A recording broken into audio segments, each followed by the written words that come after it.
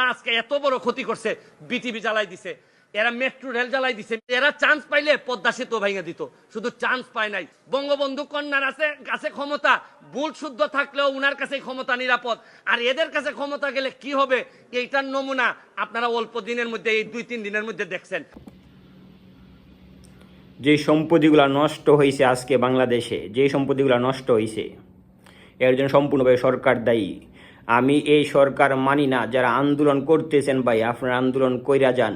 দুনিয়াতে থাকতে আসি নাই, মরতে আসছি। সো আবার মরমু, তবু দেশ স্বাধীন করমু এই আওয়ামী লীগ সরকারের হাত থেকে। আওয়ামী লীগ সরকার সবচেয়ে বড় নিকৃষ্ট এবং মিথ্যাবাদী প্রপাগান্ডা ছড়ানো লীগ।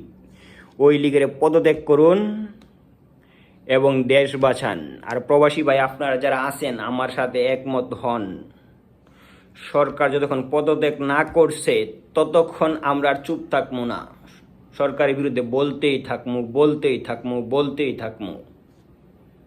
বোকা বাঙালিরা, আর চিহ্নিত রাখুন এইসব দালালদেরকে, যারা নিজেদের সুবিধার জন্য, নিজেদের স্বার্থের জন্য সত্যরে সত্য কয় না, মিথ্যারে মিথ্যা কয় না। ওরা কোনোদিন আমাদের আইডল হইতে পারে না। ওদেরকে চিহ্ন ভিন্ন কইরা ছুঁইরা ফালাই দেন ময়লার মতো।